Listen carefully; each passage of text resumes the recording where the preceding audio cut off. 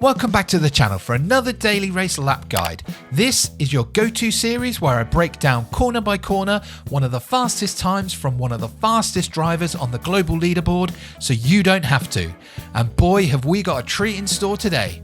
It's a new week, which means we have some new daily races to get stuck into, and for this lap guide we are heading to Suzuka in Japan for daily race C. Join me as I take us through all the essential information you need to know, along with some tips to help you start as high up the grid as possible. If you're planning on competing this week, stay tuned. You do not want to miss this. Let's dive straight in. We'll start with the race information. Here we have 10 laps, 16 cars in the race with a rolling start, fuel consumption rate is set to ×2, tyre wear rate is set to ×5. The regulations are: we have one usable dry tyre, and that is the racing medium. The intermediate and wet tyres are also available. Car category for this race is Group 3. Wide body, nitrous or overtake are prohibited. Under car restrictions, we have BOP is set to mid-speed. Car settings, adjustable brake balance only. For race settings, DR and SR are both affected.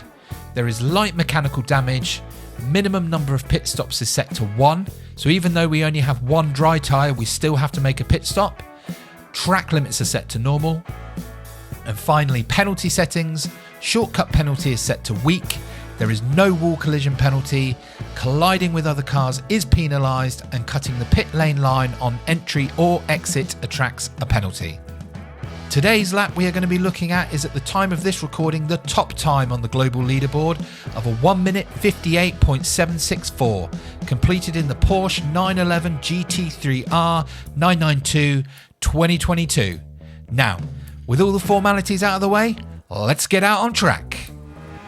Coming down the main straight here at Suzuka, the first two sectors are really important for a good lap time here, especially the S's in Sector 1, as you can carry momentum from these all the way through to the Turn 11 hairpin. So let's break these down. For Turn 1, we've got an escape road on the left-hand side. That's going to be both our turn-in marker and our brake marker. Once you reach the first part of the escape road, you're going to start to turn in, and once you get to the second part of the escape road, that's where you're going to start to brake. And as we continue to turn in, we want to make sure we do two things here. We want to make sure our right wheels go across the first curb, and then we also want to make sure our left wheels make contact with the curb on the far side. This just makes sure we're carrying enough speed and momentum through the first part of this corner. Now, we are turning right all the way through these first two corners, but where you can see on the spectator stand on the left, the Honda logos, as they reach the edge of your screen on the left-hand side, we want to make sure we're completely committed for Turn 2. Shifting all the way down to second gear, we've got a couple of acceleration markers here for the all-important exit to Turn 2. So the trees on the left-hand side, there's a V between the second and third tree. Once that reaches the edge of your screen on the left, you can start to accelerate, or if you prefer, there's a lamp post right in front of you. Once that goes past the centre of your car and it's going towards your left headlight, you can start to accelerate. And as we get back on the power, we're going to exit the corner in second gear, use all the curb on the left-hand side, and our first turning marker for the S's are where the barrier goes from red, green and white to grey. And just on the other side of the fence line there is a big bush. Once this bush has left the right edge of your screen, you're going to lift and slightly brake just to keep the car hugged to the left hand curb here. Once you reach the end of the green strip of concrete on the inside, that is your acceleration marker. And once you've cleared the curb and there's another piece of green concrete there, we're going to turn straight back across to the right hand side for the next part of the corner. And just on the left hand side here, where you can see the last red square on the barrier, once that reaches the edge of your screen, you're going to brake just enough to keep the car hugged to the curb on the inside on the right. And then on the outside of the corner on the left hand side, there's a marshal box. That is our acceleration marker. And we're going to shift down to second briefly as we get back on the power, and we're going to keep the car to the middle of the track, and there's a lamppost on the left hand side. Once that reaches the edge of your screen, this is our turn in marker. And as we approach this corner, just where you can see the grass turn shade from a darker green to a lighter, that is our brake marker. Again, we're only braking hard enough just to keep the car hugged to the left hand curb. A little bit further on, there's an orange square in the barrier. Once that leaves the right side of your screen, this is our acceleration marker. And if we look out to the left-hand side, we can see a load of signs. The first blue sign on the left there, that is our brake marker and our turn-in marker. Again, only braking to hug to the right hand curb.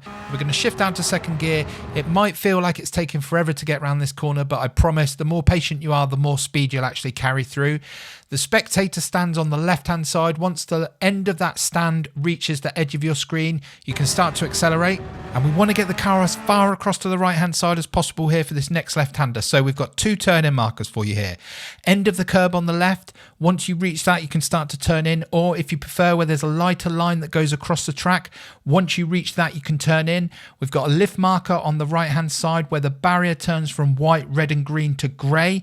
We can lift, and it's only a short lift, and then a little bit further around the corner there's a marshal's box. Once that leaves the right side of your screen, you're going to start to accelerate. Just be careful not to push too hard, because there's never a good ending when you end up in the gravel on the right hand side.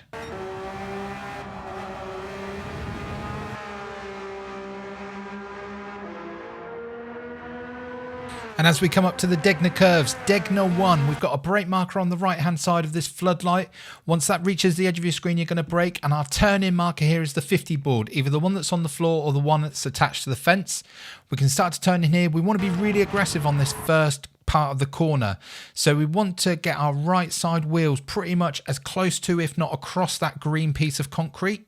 And we can use a lot of the space out on the left hand side here to carry some momentum. So for acceleration markers on the first Degner curve, just as we approach the near side part of the curb, we're going to start to accelerate, and we want to make sure as we cross over the curb and we get to the other side of it, we are back on full power and being brave on the curb on the left. So we've got 2 brake markers here for Degner 2. Right hand side, top of the little hill, there's a bush.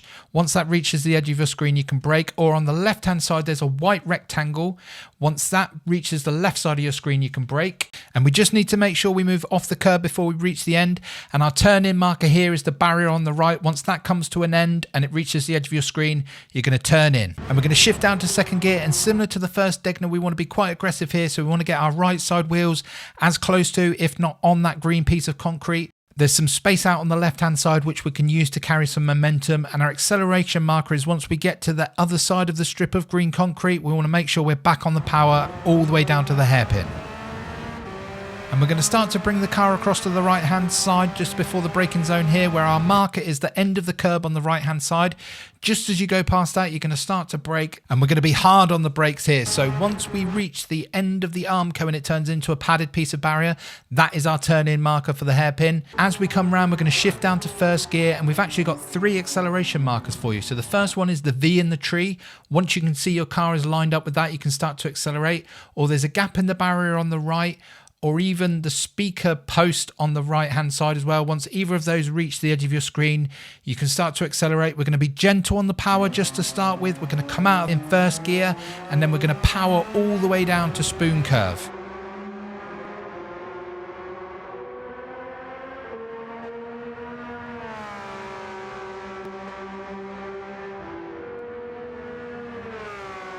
Where we have 2 brake markers for you here. So there's an escape road on the left hand side.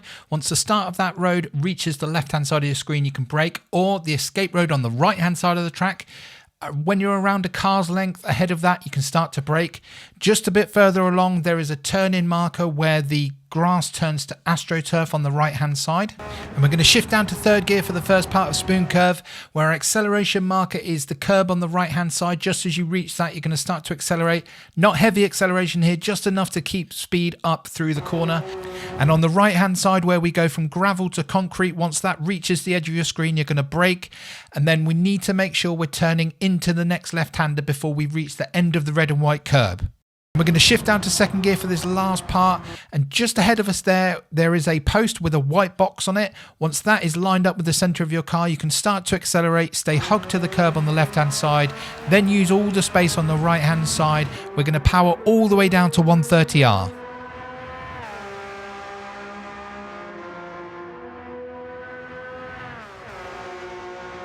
Where we're going to turn in once we reach the 50 board. So we just want to make sure our left side wheels are dipped into the grass on the inside of the curb there, just to give us a bit more rotation so we can carry some more speed.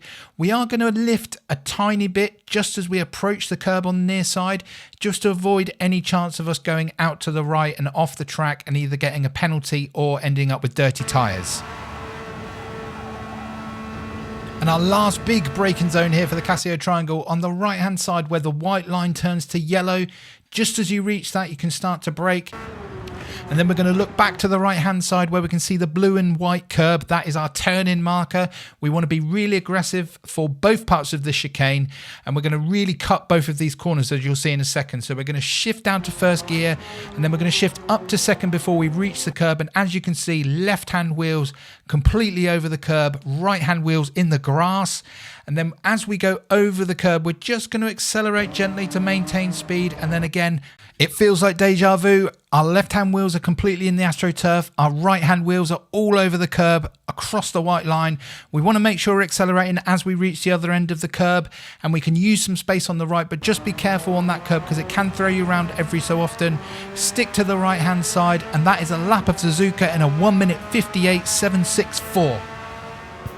And there we are. That is this week's lap guide for Daily Race C completed. Let me know in the comments if this has helped you out, and feel free to drop by during the week to let me know how you're getting on. Have fun and race well.